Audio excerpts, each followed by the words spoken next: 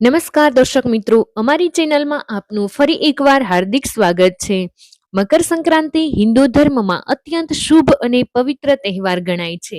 આ દિવસથી સૂર્યદેવ મકર રાશિમાં પ્રવેશ કરે છે અને ઉત્તરાયણ શરૂ થાય છે. વાસ્તુશાસ્ત્ર મુજબ મકર સંક્રાંતિનો દિવસ ઘરમાં સકારાત્મક ઉર્જા વધારવા, દોષ દૂર કરવા અને સુખ સમૃદ્ધિ લાવવા માટે ખૂબ જ મહત્વનું માનવામાં આવે છે.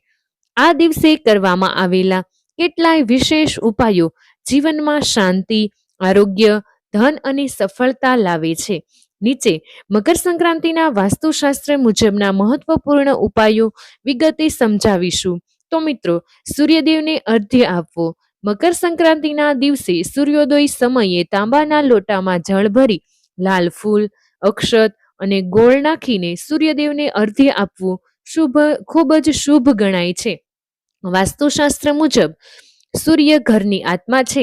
સૂર્યને અર્ધ્ય આપવાથી ઘરમાંથી નકારાત્મક ઉર્જા છે તે દૂર થાય છે અને તમને માન સન્માન, આત્મવિશ્વાસ તથા આરોગ્યમાં વૃદ્ધિ થાય છે. અર્ધ્ય આપતી વખતે ઓમ સૂર્યાય નમઃ, ઓમ સૂર્યાય નમઃ આ મંત્રનો જાપ કરવો તે લાભદાયક રહે છે. તો મિત્રો, વિડીયોને હજી શરૂ કરતા પહેલા ચેનલ પર પહેલી વાર આવ્યા હોય તો ચેનલને જરૂરથી સબસ્ક્રાઇબ કરી દેજો. કમેન્ટ બોક્સમાં જય માં લક્ષ્મી જરૂરથી લખી દેજો. વિડીયોને લાઇક કરી તમારા બધા જ મિત્રો સાથે વિડીયોને શેર કરી દેજો. તો ચાલો હવે વિડીયોમાં આપણે આગળ વધીએ. ઘરની સફાઈ અને કચરો દૂર કરવો જોઈએ.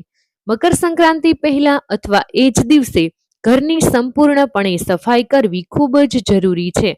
વાસ્તુ અનુસાર ગંદકી અને જૂના બિનજરૂરી સામાનથી નકારાત્મક ઉર્જા ઉત્પન્ન થાય છે.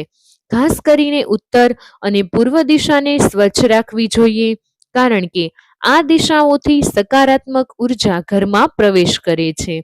તૂટેલી વસ્તુઓ, જૂના કપડાં અને બિનજરૂરી કાગળો દૂર કરવાથી જીવનમાં નવી તાજગી આવે છે. તેથી મિત્રો, હંમેશા ઘરની સાફ સફાઈનું ધ્યાન અવશ્ય રાખવું જોઈએ, જેથી કરીને ઘરમાં હંમેશા સકારાત્મક ઉર્જા ભર્યું વાતાવરણ બન્યું રહે.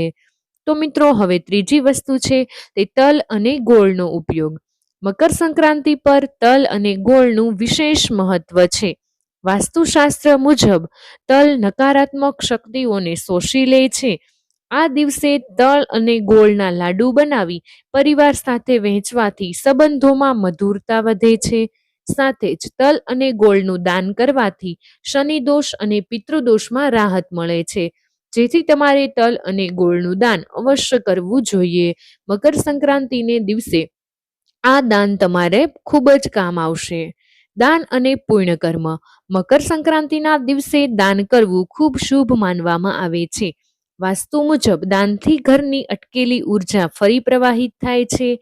આ દિવસે તલ, ગોળ, ચોખા, ઘઉં, કપડાં અને કંબલ આવા બધા અને વાસણોનું દાન કરવું લાભદાયક છે.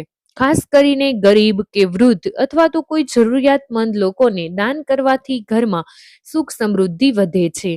આર્થિક સમસ્યાઓ પણ દૂર થાય છે અને ઘરમાં હંમેશા સકારાત્મક વાતાવરણ રહે છે. તો મિત્રો, પાંચમી વસ્તુની વાત કરીએ તો છે દીવો પ્રગટાવવાના ઉપાયો. મકર સંક્રાંતિના દિવસે સાંજે ઘરના મુખ્ય દ્વાર પર ઘીનો દીવો પ્રગટાવવો જોઈએ. વાસ્તુ અનુસાર દીવો અંધકાર અને નકારાત્મક શક્તિઓને દૂર કરે છે.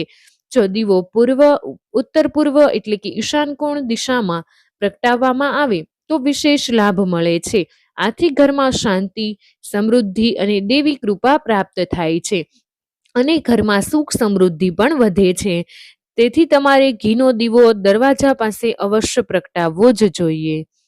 છઠ્ઠો નિયમ છે પતંગ ઉડાડવાનું વાસ્તુ મહત્વ. મિત્રો, મકર સંક્રાંતિ પર પતંગ ઉડાડવાની પરંપરા માત્ર મનોરંજન માટે જ નથી. બધા લોકોને એમ જ હશે કે આ મનોરંજન માટે છે. મિત્રો, આ તહેવાર એમનું નથી આવતો, પરંતુ તેનો વાસ્તુ અને આધ્યાત્મિક અર્થ પણ હોય જ છે. પતંગ ઉડાડવાથી શરીર સૂર્યપ્રકાશના સંપર્કમાં આવે છે, જે આરોગ્ય માટે લાભદાયક છે. વાસ્તુ મુજબ ખુલ્લા આકાશ નીચે આનંદથી સમય પસાર કરવાથી માનસિક તણાવ દૂર થાય છે અને સકારાત્મક ઉર્જા વધે છે. હવે 7 નંબર વિશે વાત કરીએ તો ઘરમાં રંગોળી બનાવવી. મકર સંક્રાંતિના દિવસે ઘરમાં મુખ્ય દ્વાર પર રંગોળી બનાવવી શુભ માનવામાં આવે છે. વાસ્તુ અનુસાર રંગોળી દેવી લક્ષ્મીને આકર્ષે છે. રંગોળીમાં પીળા, લાલ અને લીલો રંગ ઉપયોગ કરવાથી ધન, સુખ અને સમૃદ્ધિમાં વૃદ્ધિ થાય છે. રંગોળી બનાવતી વખતે સૂર્ય, કમળ અથવા શુભ ચિહ્નો બનાવવાથી વિશેષ લાભ મળે છે. તો મિત્રો, મકર સંક્રાંતિના દિવસે તમારે મુખ્ય દ્વાર પર અવશ્ય રંગોળી બનાવવી જોઈએ અને તેમાં અવનવા રંગો પણ પૂરવા જોઈએ. તો મિત્રો, હવે નંબર 8 વિશે વાત કરીએ તો પૂજા સ્થળની વ્યવસ્થા. મકર સંક્રાંતિના દિવસે ઘરના પૂજા સ્થળને સારી રીતે સાફ કરો. પછી ત્યાં તાજા ફૂલ, ધૂપ અને દીવો પ્રગટાવવો જોઈએ. વાસ્તુ મુજબ પૂજા સ્થળ ઉત્તર પૂર્વ દિશામાં હોવું શ્રેષ્ઠ છે. આ દિવસે સૂર્યદેવ, વિષ્ણુ ભગવાન અને લક્ષ્મી દેવીની પૂજા કરવાથી ઘરમાં સકારાત્મકતા વધે છે. હવે આપણે 9 નંબર વિશે વાત કરીએ તો પાણી સંબંધિત ઉપાય. વાસ્તુશાસ્ત્ર મુજબ પાણી ઉર્જાનો મહત્વપૂર્ણ સ્ત્રોત છે. મકર સંક્રાંતિના દિવસે ઘરના પાણીના પાત્રો સ્વચ્છ રાખવા જોઈએ. જો શક્ય હોય તો ઘરમાં તાંબાના પાત્રમાં પાણી રાખવું લાભદાયક છે. આથી આરોગ્ય અને માનસિક શાંતિ પ્રાપ્ત થાય છે. હવે નંબર 10 વિશે વાત કરીએ તો નવા સંકલ્પ લેવાનો દિવસ. મકર સંક્રાંતિ ઉત્તરાયણની શરૂઆત છે, જે પ્રકાશ અને પ્રગતિનું પ્રતીક છે. વાસ્તુ અને આધ્યાત્મિક દ્રષ્ટિએ આ દિવસ નવા સંકલ્પ લેવા માટે ઉત્તમ છે. સકારાત્મક વિચાર, શિસ્તબદ્ધ જીવનશૈલી અને સારા કર્મનો સંકલ્પ કરવાથી જીવનમાં સ્થાયી સુખ પ્રાપ્ત થાય છે. મિત્રો, મકર સંક્રાંતિ માત્ર એક તહેવાર નથી, પરંતુ જીવનમાં સકારાત્મક પરિવર્તન લાવવાનો અવસર છે.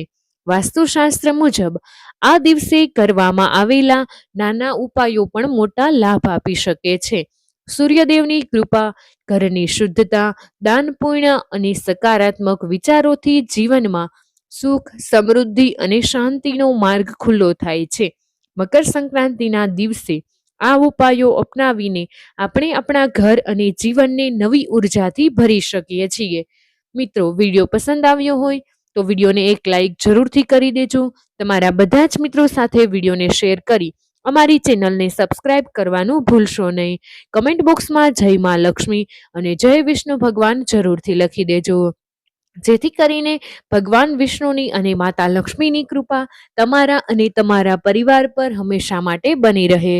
તો વિડીયોને લાઈક કરવાનું ભૂલશો નહીં.